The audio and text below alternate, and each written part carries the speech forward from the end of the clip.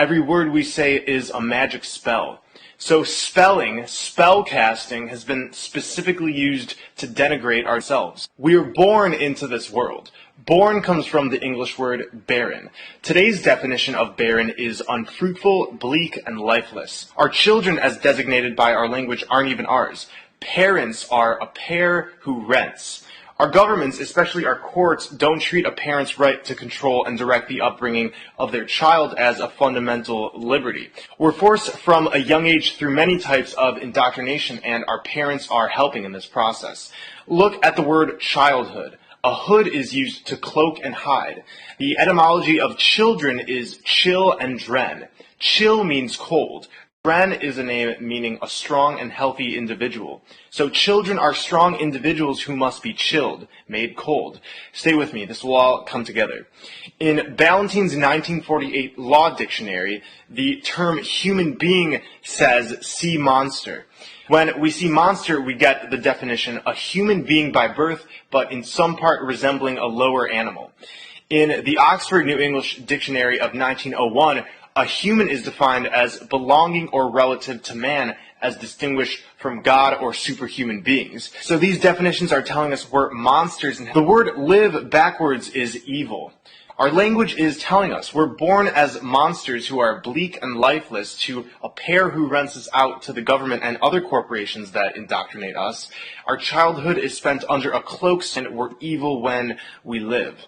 Our sentences are made up of words. The word sisters in Greek mythology were fates or witches who controlled the fates of man.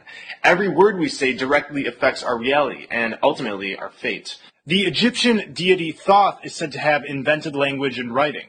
The original purpose was to use words for magic. The words write and write are pronounced the same. A rite is a ceremony or ritual. Whenever we're writing with words or speak, we're initiating a ritual. Books contain chapters. A chapter often refers to a sect of a secret society or religious order. To page someone is to summon them. Pages in books made of words are summoning things to enslave or imprison our souls. The word grammar comes from the French word grammaire or grimoire. Grimoires were ancient magic books which contained instructions to summon demons. We wake up each morning. A wake is a funeral party held for the dead. At the beginning of each day, we say to each other, good morning. Mourning is what you do when you're sad for the loss of someone or something, by calling it a good morning. It's pretty masochistic if you ask me. We then go to work at our occupation. When we occupy something, it can mean being occupied by a military force, like in war. Many occupations are focused on money and the dog-eat-dog mentality. The dollar bill comes first before the environment or even each other. Therefore, we are committing war against each other during each day we work our occupation. We are the military occupiers.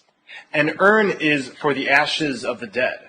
For the average 9-to-5 worker, it would have to be one of the weekdays in order to earn a living.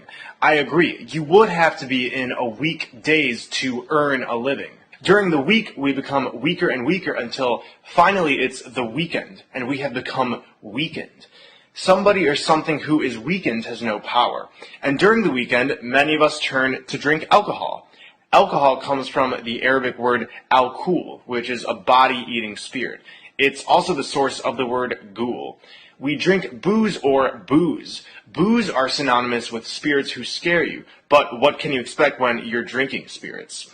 Alcohol has always been a medium for entities to flow through, and the effects in part demonstrate this.